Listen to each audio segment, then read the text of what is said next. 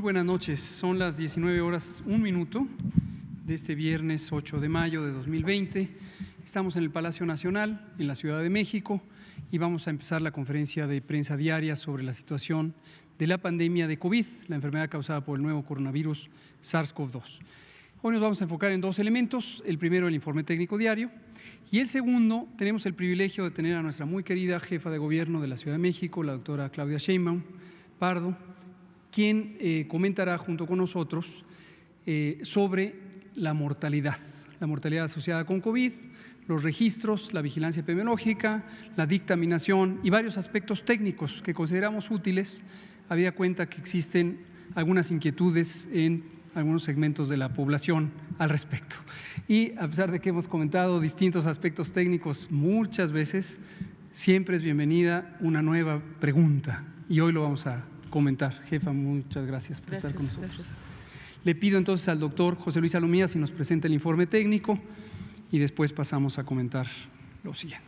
Con su permiso. Muy buenas tardes con todas y todos. Iniciamos el informe técnico diario. Estamos en el conferencia vespertina número 70, el día número 47 de esta Jornada Nacional de Sana Distancia. En la siguiente diapositiva vemos la actualización del panorama internacional. Continúa por encima del 50%, 51.5% exactamente, los casos en las Américas confirmados en los últimos 14 días, la pandemia activa en nuestra región, y a su vez el total de casos en los últimos 14 días, 31%, ¿no? Un poco menos de las 2/3 partes de los casos que se han confirmado hasta el momento en todo el mundo. En la siguiente diapositiva actualizamos nuestros números nacionales. 31.522 casos. Una cuarta parte siguen siendo los casos activos, que a su vez representan la epidemia activa en el territorio mexicano, 8.048. 3.160 lamentables defunciones que también han ocurrido, y más de 123.000 personas que han sido ya estudiadas para COVID-19, de las cuales 71.351 han salido negativas a la prueba de SARS-CoV-2. En la siguiente diapositiva veremos la carga acumulada, los 31.522 casos, cómo se distribuyen en todo el territorio nacional, y pueden ustedes notar en base a la escala de colores, que representa a su vez escalas o rangos de casos confirmados acumulados, pues cómo en su momento el país y cada entidad federativa se va pintando en relación a esta carga de enfermedad, de casos confirmados. En la siguiente diapositiva vemos esta misma distribución, pero ordenada para que ustedes puedan tener los totales para cada uno de estas entidades federativas, destacando que, bueno, las entidades federativas que también concentran la mayor carga poblacional, lógicamente tienen mayor transmisión. En la siguiente veremos la distribución del mapa, pero ahora solo con la epidemia activa en México, los 8.048 casos, y son todavía un poco más los estados que están presentando pues ya colores por encima de los 100 casos y por encima de los 251 casos. En la siguiente diapositiva podemos notarlos en orden descendente, precisamente para que puedan identificarlos ustedes en función de la carga total de cada uno de ellos. En la siguiente diapositiva vemos el mapa, pero ahora por tasa de incidencia acumulada por 100.000 casos, 6.29 es la tasa a nivel nacional para los últimos 14 días, y en los colores más oscuros las entidades federativas que tienen la mayor tasa de incidencia acumulada, lo cual habla precisamente de mayor transmisión, mayor cantidad de casos por población.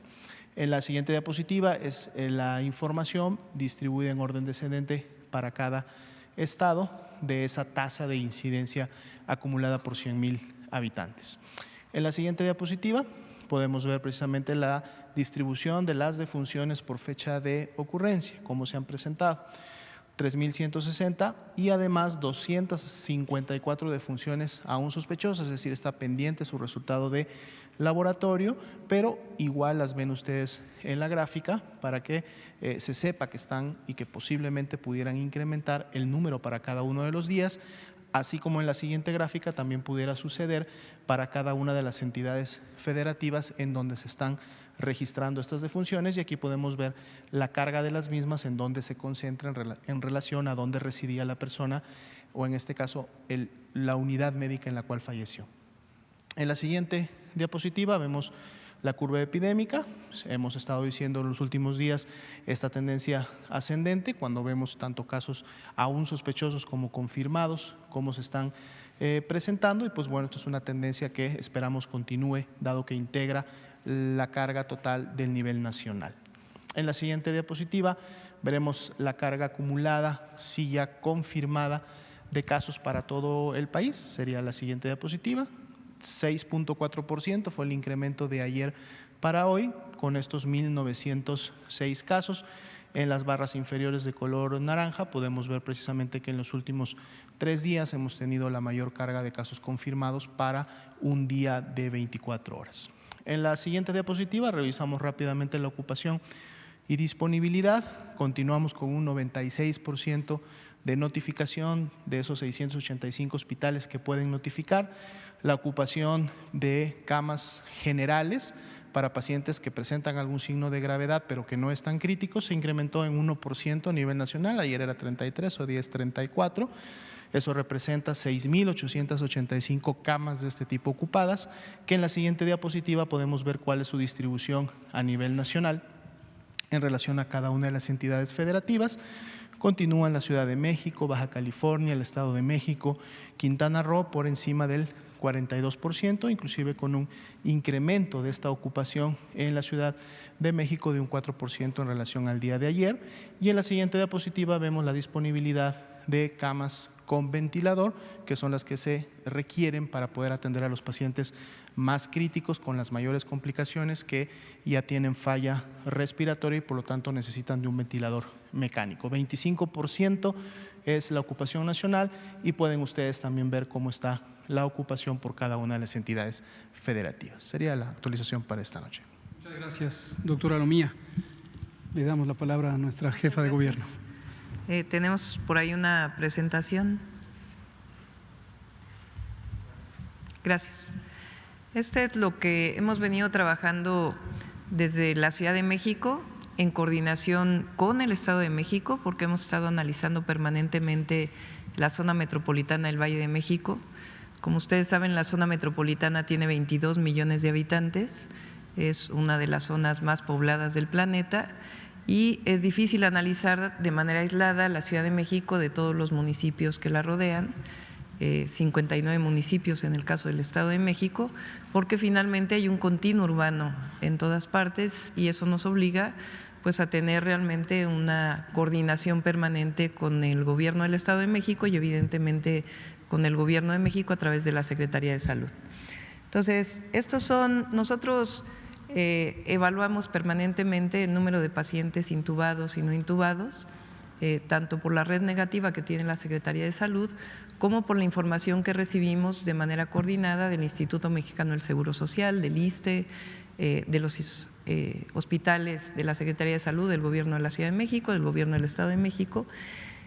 Para el día de ayer a las 7 de la noche, apenas estamos recibiendo la información de hoy, teníamos 2.525 personas no intubadas, hospitalizadas en la Ciudad de México, y 899 intubadas. Y en el caso, adelante, la que sigue. En el caso de la zona metropolitana del Valle de México son 3.372 y 1.034 pacientes intubados en la ciudad. Y todos los días estamos revisando esto. Adelante. La siguiente. Con un modelo epidemiológico que hemos estado trabajando con el CONACYT y con la Secretaría de Salud. Son distintos modelos de distintos grupos de investigación que estamos comparando permanentemente. Y aquí ustedes pueden ver, el amarillo es lo que consideramos que puede ser el escenario que se parece más a lo que hemos venido observando de personas que están hospitalizadas. El azul son los datos reales y el amarillo es lo que estamos esperando para las próximas semanas. La que sigue. Y estas son personas intubadas, que como ustedes pueden ver en los últimos días hemos tenido un crecimiento menor del que veníamos teniendo en las últimas semanas. No podemos todavía ser concluyentes si esto significa que ya estamos aplanando la curva, en el sentido de que esto ya se refleja en las hospitalizaciones, pero sí es un dato real que estamos reflejando, y si esto es consistente para los próximos días, entonces ya podríamos tener una estadística en el sentido de que realmente comienza a disminuir el número de intubados en la zona metropolitana del Valle de México. Adelante. Estos que pocas veces se habla de esto, y es muy importante, hay 2.214 personas que se han recuperado de los hospitales.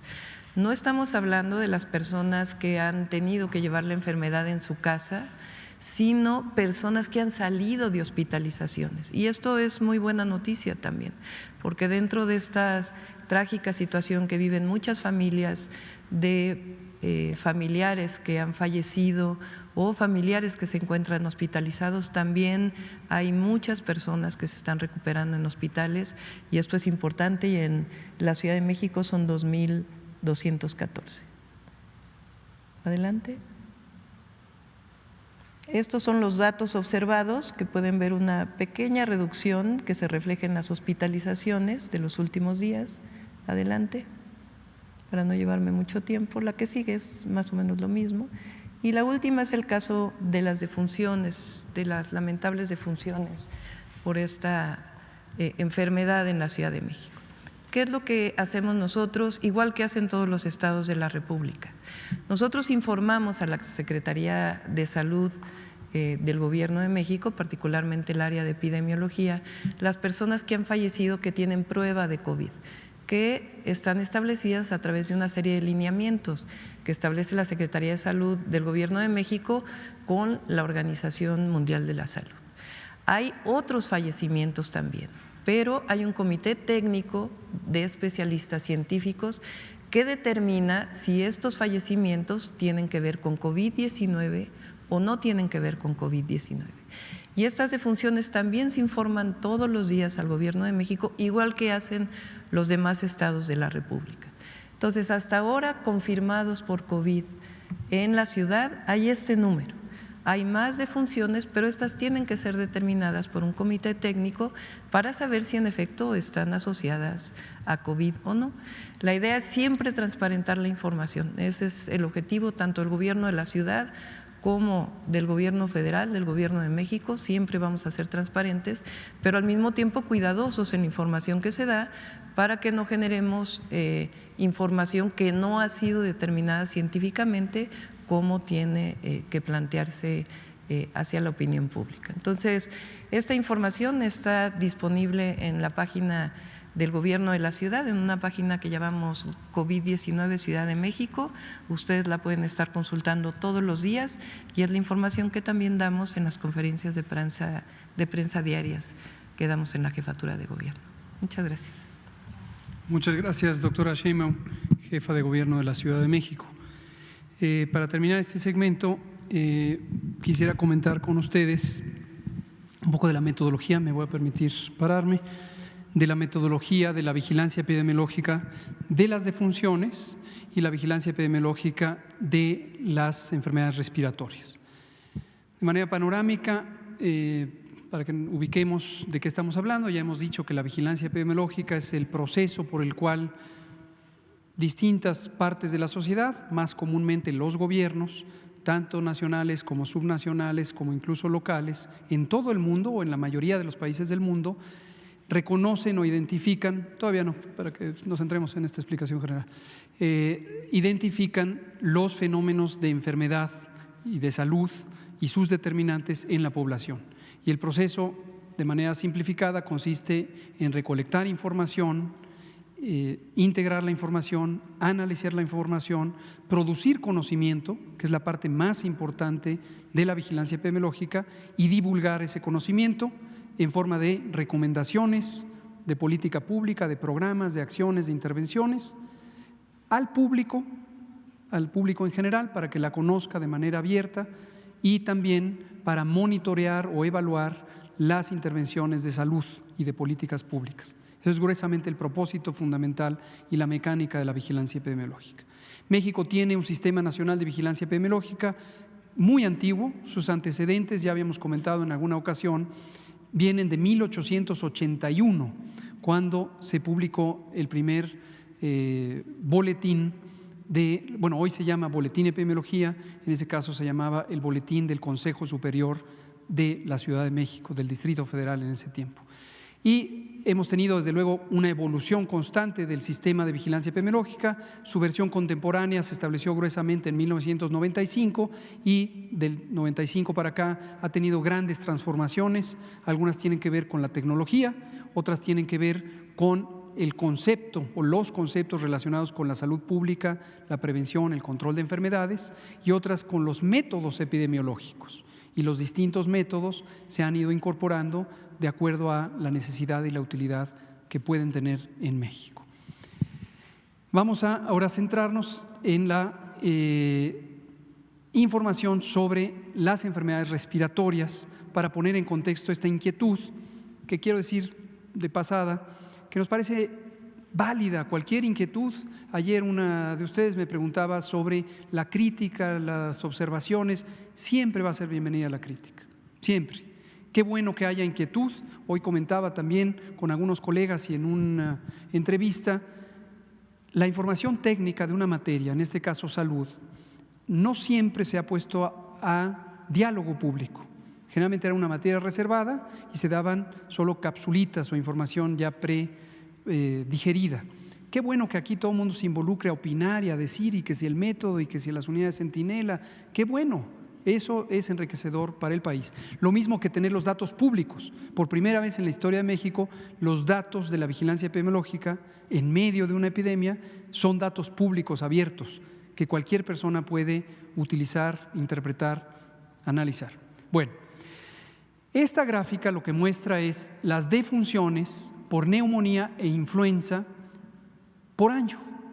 Y hemos seleccionado para ilustrar del año 2000 al año 2019. Tomen en cuenta esta letra R que está aquí, que quiere decir en revisión.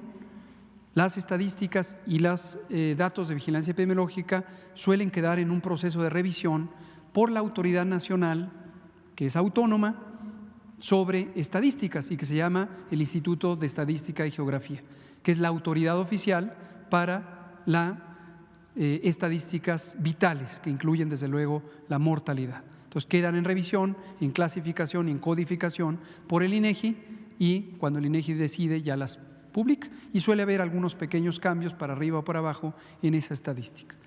Vean ustedes, la fuente es la Dirección General de Información en Salud y es el Sistema Nacional de Información en Salud, que es un sistema distinto del Sistema Nacional de Vigilancia Epidemiológica, pero comparten varios puentes de información. 12.127, 11.222, etcétera, etcétera, etcétera. En el año más reciente, que está en revisión, 30.575. En el previo, que no está en revisión, 27.112. Ese es el tamaño de los números de las neumonías no especificadas. Y vean ustedes, lo segundo que quiero poner a su consideración es que las neumonías, neumonía es una inflamación de los pulmones, generalmente de carácter infeccioso, que puede ser letal. El enorme conjunto, desde siempre, por lo menos este segmento de años, son las no especificadas. No se encuentra la causa, porque no se hizo la prueba de laboratorio, porque la persona murió, porque se hizo la prueba, pero el resultado fue fallido, por muchas razones. La enorme mayoría, este es todo lo que está registrado en neumonías en el Sistema Nacional de Información en Salud desde estos años. Y hay dos causas específicas. Una es influenza. Noten ustedes, por razones obvias que ahorita voy a enfatizar, que a partir de 2009, cuando fue la pandemia de influenza, 2009-10, empezó a cobrar notoriedad la influenza como una causa específica que se diagnostica. Y antes no se diagnosticaba prácticamente. Y esas que dicen neumonía especificada es un conjunto heterogéneo que raramente pasa de más de 150, 170 casos de neumonías causadas por distintos agentes infecciosos, bacterias, hongos y otros, raramente virales. Quería que conocieran el número, quería que conocieran que la gran mayoría siempre quedan no especificadas. Y aquí hago un pequeño paréntesis por aquella inquietud que había de la neumonía atípica. Esto ya lo he comentado antes. Neumonía atípica es un diagnóstico clínico, no es una categoría diagnóstica de la estadística o de la vigilancia epidemiológica. Atípico no quiere decir que sea rara, es considerablemente frecuente. 15-20% de las neumonías pueden tener una presentación clínica atípica. Y lo único que quiere decir atípico, y este término se inventó o se estableció cuando no existían métodos modernos de diagnóstico, en particular la tomografía, que permite una imagen muy precisa de los pulmones, cuando solo se usaba la radiografía, se identificó la neumonía típica cuando existía un importante deterioro de la función respiratoria que no correspondía con las imágenes radiológicas y había una disociación.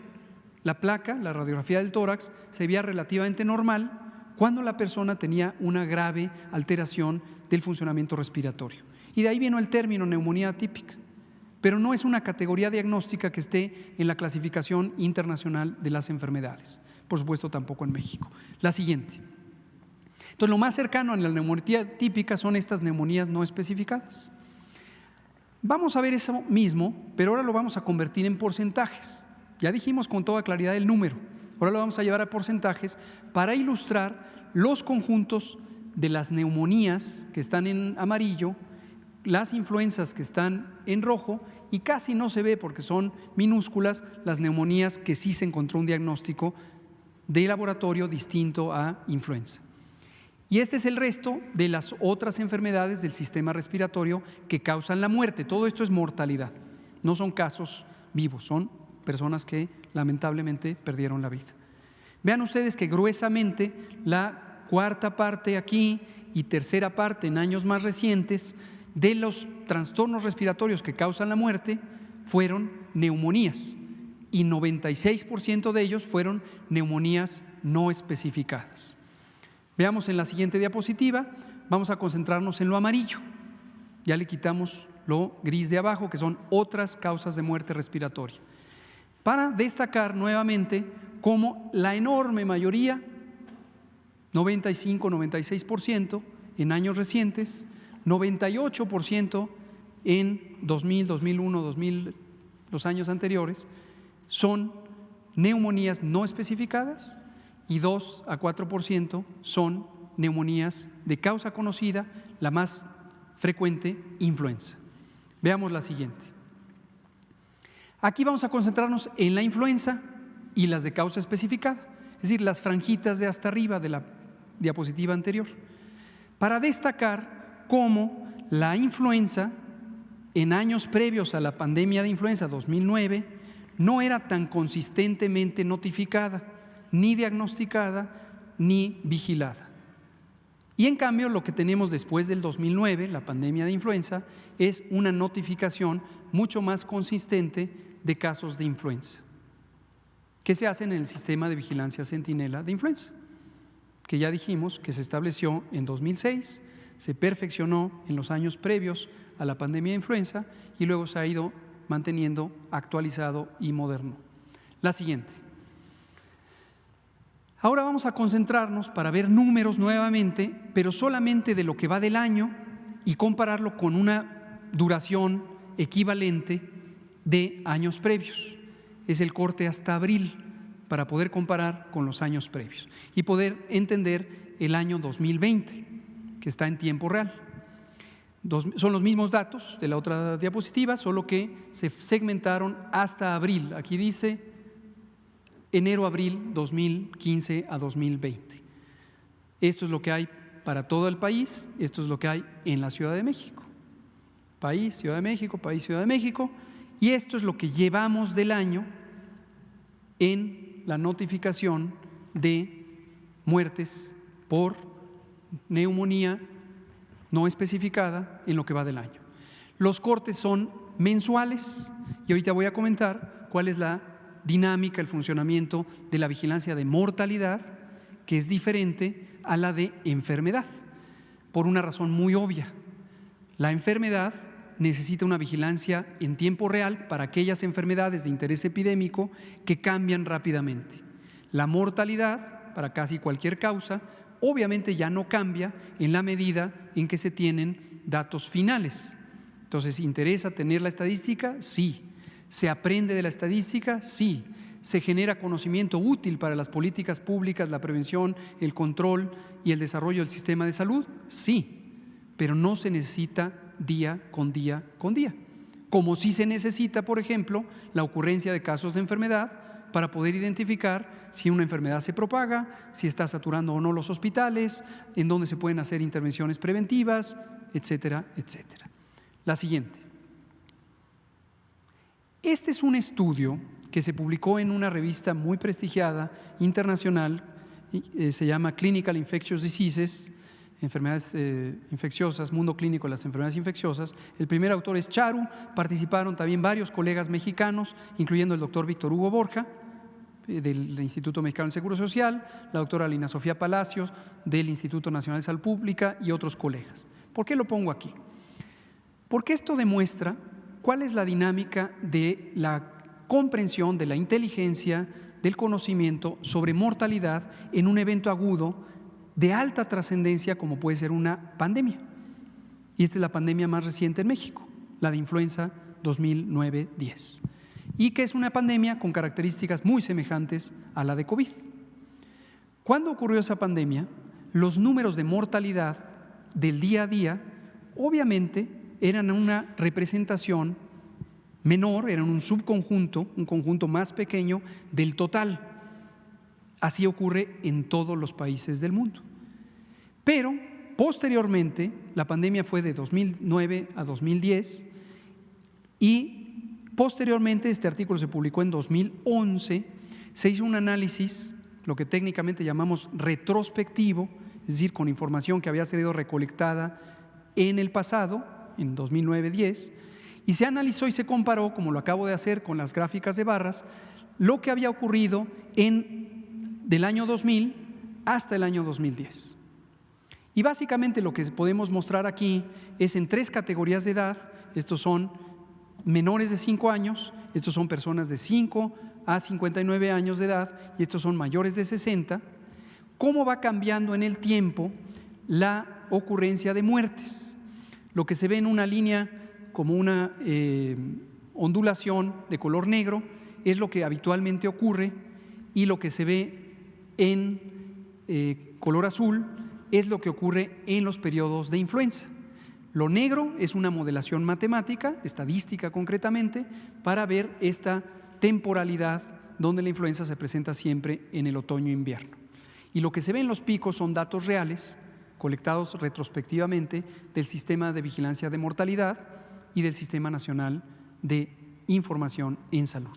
Y básicamente la conclusión del estudio es sumamente interesante, demuestra un aumento de mortalidad, especialmente en las personas entre 5 y 59 años, que no se ve tan impresionante para menores de 5 ni mayores de 60, lo cual fue una pieza clave del conocimiento de la influenza H1N1, porque mostró esta distribución selectiva de la mortalidad en adultos jóvenes, adolescentes y adultos jóvenes. Lo que normalmente pasa con las estaciones de influenza es que predomina la mortalidad en adulto mayor y en niño menor de 5 años. Entonces, es un estudio, pero lo uso aquí como ejemplo para ver cómo se construye la inteligencia, el conocimiento de salud. No se construye nada más contando casos y contando muertes, se construye entendiendo, interpretando, analizando, modelando. Y esto es un proceso que tiene sus propias reglas, tiene sus propios tiempos y, como ha dicho la jefa de gobierno, requiere seguir procedimientos formales para tener tanto estadísticas confiables como análisis apropiados que puedan ser transparentemente interpretados en conocimiento útil para tomar decisiones de política pública en salud. En la última es lo siguiente. Ha habido inquietud de este tema de los casos de COVID en personas que fallecen y que desafortunadamente no se les alcanza a tomar una muestra de secreciones respiratorias para el diagnóstico. Y entonces la inquietud, hoy la vimos representada en algunas notas periodísticas internacionales, es: ¿están ocultando información? No. Esto lo hemos explicado varias veces. Yo creo que hay que invitar a los periodistas internacionales a que vengan también a la conferencia de prensa. Son bienvenidos y bienvenidas. Siempre que quieran venir, aquí estamos abiertos a el diálogo. El 13 de abril de 2020, se publicó este documento que se llama Correcto llenado del certificado de defunción, muertes por COVID, muertes por virus SARS-CoV-2, COVID-19. Es un documento, como se puede ver aquí, del Gobierno de México, de la Secretaría de Salud, del sector salud, y que lo publicamos precisamente para incorporar información de aquellas personas que fallecen, desafortunadamente fallecen por COVID, que no se puede demostrar por laboratorio. Y esto fue atendiendo a recomendaciones y definiciones de la Organización Panamericana de la Salud, Organización Mundial de la Salud, que son de aplicación universal y que definieron los códigos de la Clasificación Internacional de Enfermedades, número 10, que es la vigente, que corresponden a COVID. Y como pueden ver ustedes, hay tres tipos. Hay los casos confirmados o las muertes confirmadas, esto aplica a casos que fallecen, casos confirmados en donde hay un diagnóstico por laboratorio. Pero también existen los casos sospechosos que no requieren confirmación por laboratorio, y existen los casos probables en donde existe evidencia de que el informe de las pruebas de laboratorio para el virus no es concluyente. Es decir, la prueba, el espécimen estaba en mal estado, la técnica de laboratorio se corrompió, etc. 13 de abril 2020. Y desde entonces se están llenando los certificados de defunción en virtud de este lineamiento, incluyendo la categoría muerte por COVID basada en estas definiciones. Y en su momento, como señaló la jefa de gobierno esta tarde o esta mañana, y lo acaba de decir, y es el procedimiento universal para todo el país, se hacen dictaminaciones por comités técnicos especializados. Unos están en los estados y son el Comité Estatal para la Vigilancia Epidemiológica, CEBE, y otro es el único nacional que se llama Comité Nacional para la Vigilancia Epidemiológica, CONAVE, cuyo secretario técnico es el doctor Alomía. La siguiente. Esta última es para familiarizarles con que la vigilancia no es una sola base de datos, una sola plataforma, un solo sistema. Son múltiples sistemas que todos en conjunto construyen la información necesaria para una apreciación panorámica, comprensiva, integral de un fenómeno de salud como puede ser la pandemia de COVID. Concretamente tenemos dos sistemas, el SISVER, Sistema de Vigilancia de Enfermedad Respiratoria, que hemos comentado aquí varias veces, ayer lo volvió a presentar el doctor Alomía, y uno con el que quizá no estaban tan familiarizados, que es el REDVE, que es la red de defunciones sujetas a vigilancia epidemiológica. Y esto son dos sistemas que producen información complementaria que viene de notificaciones que hacen nuevamente las unidades médicas y las jurisdicciones sanitarias, concretamente el REDVE, quien está obligado a notificar son las jurisdicciones sanitarias, y tenemos documentos que amparan, prueban lo que se pone en esa información. Entonces, los dos documentos de interés son el certificado de defunción y un documento anexo al certificado de defunción. El certificado tiene varios anexos donde se ponen detalles. Y entre esos detalles, el anexo 8 es el documento de rectificación o ratificación de la causa de muerte. Y hay un grupo especializado de personas que se conocen como precisamente quienes clasifican y codifican, se les llama codificadores de las causas de enfermedad, y utilizan la Clasificación Internacional de Enfermedades. Por cierto que México, en su Dirección General de Información en Salud de la Secretaría de Salud, tiene el centro colaborador de la Organización Mundial de la Salud para la Clasificación Internacional de Enfermedades. Entonces, lo que vemos aquí es la temporalidad del flujo de información. en los dos sistemas que no necesariamente coinciden en tiempo y no tienen por qué coincidir y no pasa absolutamente nada, porque al final, por los ciclos de notificación, llegan a coincidir y se recupera por dos vías diferentes el anexo 8 y el certificado. Esto se hace electrónico, se digitaliza y se pone a disposición para que sea analizado directamente el certificado. En algunos casos tenemos solo certificado, pero no tenemos todavía el anexo 8. En unos pocos casos tenemos solo el anexo 8 y en algunos casos todavía no tenemos ningún documento probatorio. Y el conjunto de las muertes registradas aquí es que si ustedes lo suman es un poco mayor, por cerca de 360 muertes, a lo que informamos todos los días. ¿Por qué razón? Porque están en espera del proceso de certificación o de revisión de la certificación y de clasificación por dictamen, que es lo que hemos explicado varias veces. Entonces no se preocupen, si quedaran inquietudes, siempre y con mucho gusto lo volvemos a explicar. Muy bien, vamos a dar espacio a preguntas y respuestas si son tan amables. Ahora sí, Bianca, y usted que ayer quedó pendiente. Muchas gracias, buenas noches a todos. Bianca Aguirre de Notimex TV. Preguntarle, doctor, ya hace 2 días platicaba de esta situación que pues no es nada grata. La administración anterior heredó, ya lo decía usted, 307 hospitales.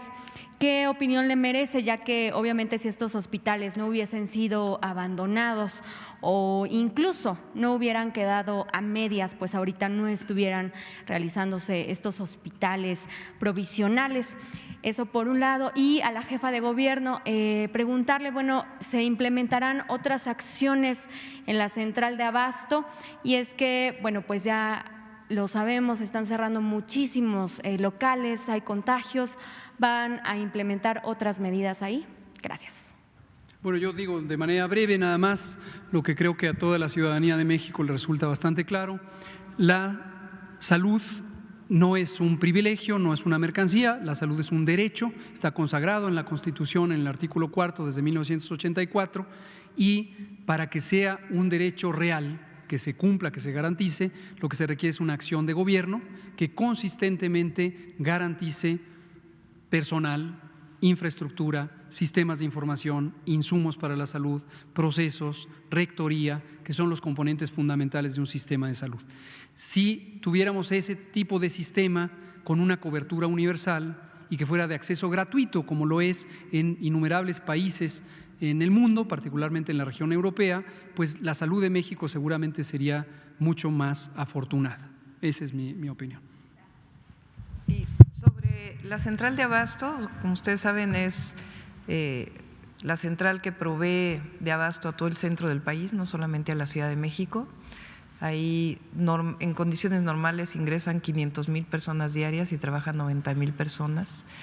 Al principio fue difícil generar condiciones de sana distancia, en primer lugar porque no se puede cerrar, porque se cerraría el abasto, y en segundo lugar, pues por la condición en la que la propia central de abasto opera. Cuando nos dimos cuenta que había una serie de contagios, se tomaron una serie de medidas. Hoy se limita la entrada solamente a 2 personas por vehículo. De la información que tenemos, se ha reducido en alrededor del 35% el ingreso a la central, no porque haya gente que no esté yendo, sino porque ya no van en familia, van personas de manera individual o en el caso del mayoreo solamente 2 personas. Y ahí sí se instrumentan medidas de mayor protección a las personas, de cubrebocas, de caretas, etcétera, sobre todo a quien está suministrando. Y desde hace cerca de semana y media, 2 semanas, se instalaron o se pusieron carpas y 450 promotores de la salud, médicos y enfermeras del área de salud del Gobierno de la Ciudad de México que están haciendo una revisión epidemiológica para ver los casos confirmados, los contactos, etcétera. Entonces se han tomado varias medidas en la central. De esta manera sabemos que no va a haber desabasto en la ciudad, pero al mismo tiempo se están tomando controles. Muchas gracias, jefa de gobierno. Por favor, adelante. Luego, Fernanda. Gracias. Lisbeth Álvarez, reportera del diario Basta del Grupo Cantón. Para la jefa de gobierno, pues a partir de mañana se va a tener esta comunicación entre los familiares de pacientes COVID y pues saber en qué hospitales pues va a iniciar esta dinámica y cómo va a ser la misma.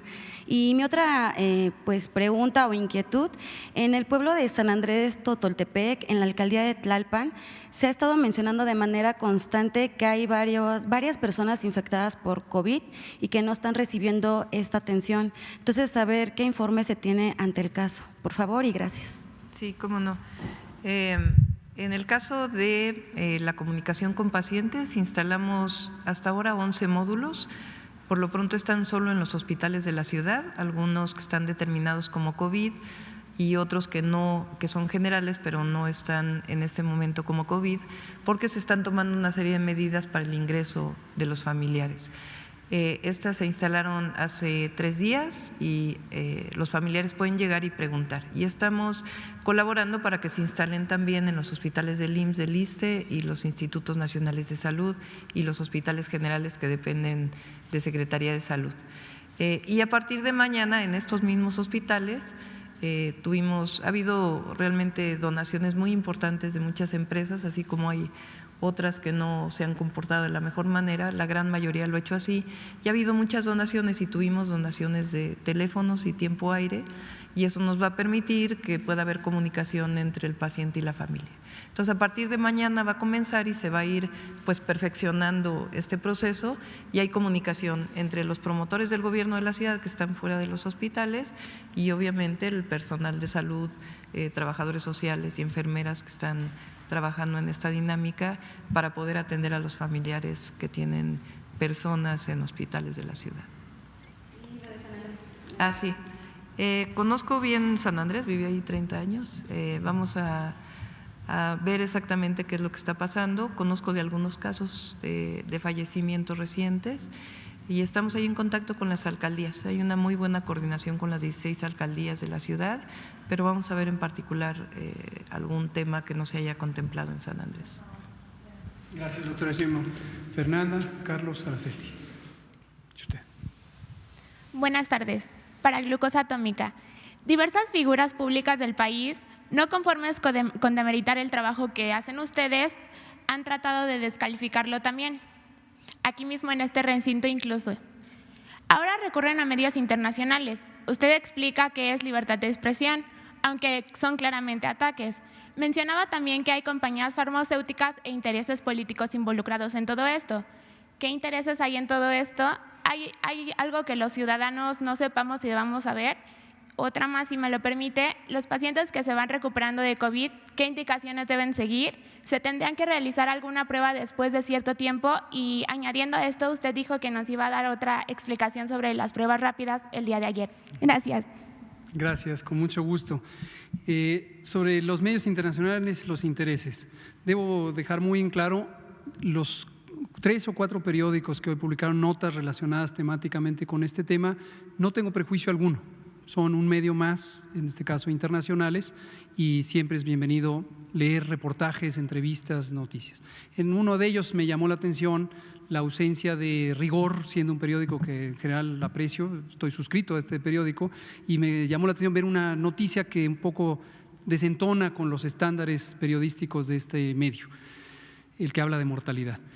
Y cuando me refería a los intereses en un video que presentamos esta tarde, es que lo que me llama la atención, pero no creo que esté articulado con los medios, es cómo hay un segmento de la población que identifico relacionado con la actividad política, partidos que están por quererse registrar, que quieren posicionarse, que toman cada cosa que sale para orientarlo políticamente. Aquí hemos dicho una y otra vez, lo volvemos a decir, este es un foro técnico, este es un espacio para compartir información hacia la sociedad a través de ustedes y de manera directa, para recibir de la sociedad también inquietudes, comentarios, dudas y poder trabajar juntos por algo que es del interés común.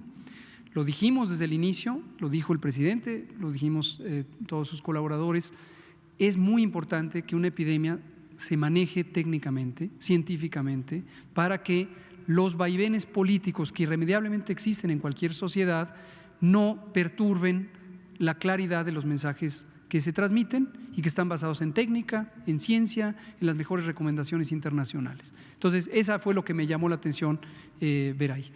Sobre recuperación, como bien señala la doctora Sheinbaum, es muy alentador ver que los pacientes, las personas que son pacientes hospitalizadas, se recuperan. Y esto me parece muy valioso porque no solamente los casos leves, los casos ambulatorios, también hay una gran cantidad, lo acabamos de ver con el dato de la Ciudad de México, de personas que salen del hospital, salen bien, salen con vida, salen recuperados, en algunos casos salen debilitados, no solamente de debilidad de los músculos por el reposo prolongado, sino incluso con algunas alteraciones de su capacidad respiratoria. Pero en su momento se irán recuperando a tiempos variables de acuerdo con el grado de daño, la duración de la hospitalización y sus condiciones generales al momento de enfermar. Ahora, respecto a la potencial importancia epidemiológica, hay que precisar, después de 14 días, aún los casos graves, ya prácticamente es muy raro que mantengan el virus activo en la vía respiratoria y ya no son personas que contagian. Y yo creo que voy a dejar pendiente lo de las pruebas para poderlo explicar con mayor amplitud. Carlos, Araceli y usted, por favor. Después usted. ¿Qué tal, doctor? Doctora, el doctor Alomía también. Buenas noches. 3 preguntas, 2 rápidas para la jefa de gobierno. ¿Qué opinión le merece en relación a este artículo? Que bueno, estos 3 artículos que salen a nivel internacional mencionan una discordancia entre los datos que presentan en el caso de la Ciudad de México y el nivel federal. Salvo una ocasión que hubo por ahí un error de dedo, en los que seguimos las conferencias también de la Fuente Capitalina, que estamos ahí a través de Mauro y de Iván pendientes de las conferencias que a diario da usted, no vemos ninguna discordancia. ¿Qué opinión le merece esto? Y la segunda para usted, ¿cuáles serían las alcaldías que saldrían primero de esta desescalada, que tomarían esta desescalada, siendo que el presidente de México en la mañana comentaba que incluso se podría prolongar este periodo de mayor contagio hasta el día 20? Y una más para el doctor Gatell. Sí. Yo digo que bienvenido el debate científico y el debate político. Eso siempre es bienvenido y estamos en una democracia y en la ciencia pues también es fundamental el debate, si no, no crecería la investigación científica. El tema aquí es cuando lleva pues algún otro objetivo. Entonces ahí cada quien la opinión que tenga. No creo que en este caso y que cada quien haga su revisión de acuerdo con lo que se escribe en los medios de comunicación. Bienvenida también la libertad de prensa, además, es fundamental en nuestro país. En el caso de la desescalada, y la otra, hemos estado en coordinación permanente con, no solamente con el doctor López-Gatell de la Secretaría de Salud, estamos en coordinación con la Secretaría de Economía por los créditos que se están dando en la Ciudad de México. Hay una coordinación permanente, además de una afinidad política, hay una coordinación permanente. Y si tiene que haber coordinación en algún momento, es precisamente en este. No podemos darnos el lujo de ninguna manera de una descoordinación o de utilizar políticamente la epidemia, si lo que estamos es buscando la mejor manera de salvar vidas y de que haya suficientes camas en los hospitales y de generar las condiciones preventivas para que con la sana distancia, el quedarnos en casa, no tengamos mayor contagio, tanto en la ciudad como en el país. Así que siempre va a haber coordinación y en particular en estos momentos tiene que haberla para poder atender a la ciudadanía. En el caso de la apertura, hay un comité del gobierno, en esta también hay coordinación, hay un comité del gobierno de México que está trabajando sobre cómo ir abriendo la economía y las distintas actividades sociales en el país. Como ustedes saben, la zona metropolitana del Valle de México es ahora la de mayor contagio y de acuerdo con la condición que tenemos, pues va a haber una apertura que está siendo coordinada por el Gobierno de México y que nosotros estamos participando. Ya va a haber tiempo en su momento para poderlo atender. Por lo pronto, pues es quedarnos en casa, la sana distancia y mantener esta condición para que esta posibilidad que hemos tenido de darle una cama de hospital a todas las personas que se enferman gravemente por el COVID-19 tengan la posibilidad de seguirla teniendo. Ese es mi comentario. La última para el doctor Alomía, doctor Gatell, que manejan las cifras del diario de este coronavirus. A nivel nacional, esta fecha que da el presidente López Obrador para el Valle de México, que es el 20 de este mes, de que pueda concluir ya el pico de contagios, a nivel nacional, ¿cómo está? Siendo que ambos nos decían que Cancún, otras ciudades están a punto de salir de este punto rojo que le podamos llamar, o yo le llamo el día D, de salir de este día D de los contagios. ¿Se planea que también se pueda recorrer este tipo de fechas para la desescalada, como dicen en España, o la apertura o el regreso a la normalidad, como decimos en México? Gracias. Muchas gracias, Carlos, por la pregunta. Efectivamente es importante. La epidemia de COVID, y lo mismo pasa con la influenza y lo mismo pasa con varias otras enfermedades de interés epidemiológico, no es una sola curva epidémica. En los países pequeños, donde hay además mucha densidad poblacional o proximidad física entre las ciudades, por ejemplo, puede sincronizarse la epidemia en todo un territorio. Pero en países extensos como México, como Estados Unidos, como Brasil, como Rusia, como China, es como si fueran, o la India, es como si fueran múltiples países en el sentido de que cada ciudad, a veces cada estado, sincroniza una epidemia por sí misma, pero es diferente las fechas de ocurrencia respecto a otras. Entonces, por eso hemos comentado, de hecho, como una muy buena noticia esta dinámica, porque nos permite enfocar esfuerzos ahorita a las 5 ciudades más con mayor intensidad de transmisión: la Ciudad de México, Villahermosa, Tabasco, Cancún, Culiacán, Sinaloa y Tijuana. Y en la medida en que estas 5 ciudades, muy próximamente también la Ciudad de México, van a empezar a tener menos y menos y menos y menos casos, cuando lleguen a un momento que precisamente es al que se refirió el presidente, alrededor del 20, ya vamos a poder los recursos que se utilizaron aquí también ponerlos a disposición de otras ciudades y regiones que pudieran tener necesidad.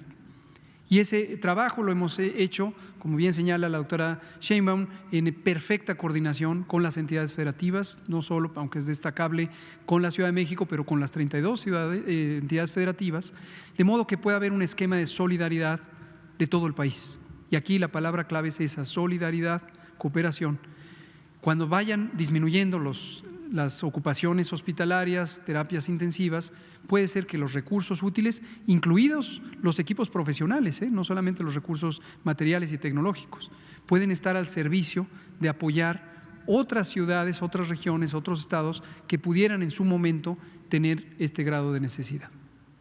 Gracias. Araceli, por favor, creo que va a ser la penúltima y usted la última. Ay, rápidamente, gracias, doctor. Preguntarle primero a la jefa de gobierno si en vísperas del 10 de mayo habrá un operativo para persuadir a las personas que no salgan de sus casas, que no acudan a pastelerías, a los mercados de flores. ¿Habrá algo para persuadirlos de que permanezcan en sus casas? Preguntarle, doctor Gatell, usted hablaba ayer de la inmunidad de rebaño.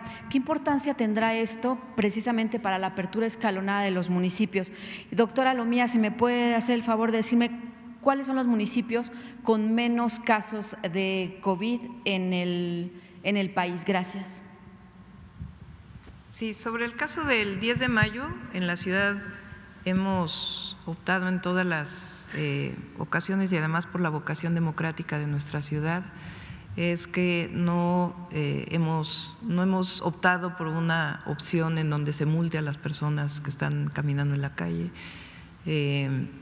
Al revés, es concientizar, informar, y la verdad es que ha habido una cooperación muy grande en la ciudad y esperamos la misma cooperación el 10 de mayo. La ciudadanía sabe que la mejor manera de festejar a las mamás, a las abuelas, a nuestras mamás, pues es a sana distancia. Es en esta ocasión, 10 de mayo, podemos celebrar, pero a sana distancia. Vamos a tener un festival especial todo el día. Además, buscamos mariachis que hoy no tienen trabajo, los contratamos en el gobierno de la ciudad, se hizo una filmación con sana distancia, con todo adecuado, para que puedan brindar serenata durante todo el día a las mamás. Y ya habrá tiempo para celebrar. Nosotros propusimos la fecha del 10 de julio con los restauranteros de la ciudad, para que en esa fecha pues podamos de nuevo volver a celebrar a las mamás. Entonces, es un llamado a toda la ciudadanía a que seamos responsables, como lo hemos hecho. Siempre lo he dicho, en esta los gobiernos tenemos una gran responsabilidad y no se elude, tampoco se elude la información, por cierto, dar la información en su momento y como debe de ser, pero la ciudadanía también tiene una gran responsabilidad. Así que confiamos que todos seamos responsables este 10 de mayo. Sobre la inmunidad de rebaño, y también podríamos dedicar una sesión específica de inmunidad de rebaño, es un fenómeno que ocurre en las poblaciones en las que la resistencia a la infección, que proviene de la inmunidad, la respuesta del sistema de defensas del organismo, en un conjunto de personas que no tiene que ser el 100%, no tiene que ser el todo, es suficiente para que ya no haya transmisión. Y básicamente, por eso se llama de rebaño, esto es como las manadas o ciertas especies, por ejemplo los pingüinos, que se protegen entre sí de la adversidad, agregándose y haciendo una barrera protectora.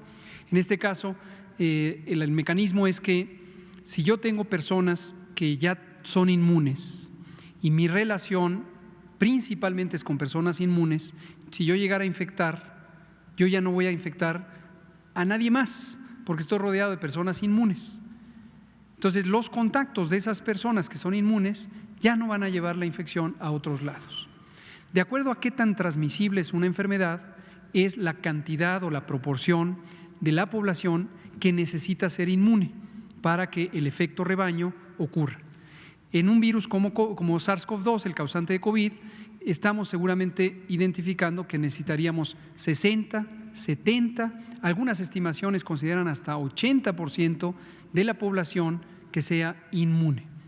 Todo esto se basa en el supuesto, aún no demostrado científicamente, de que la infección por virus SARS-CoV-2, causante de COVID, produce inmunidad, que la inmunidad es protectora y que es de largo plazo.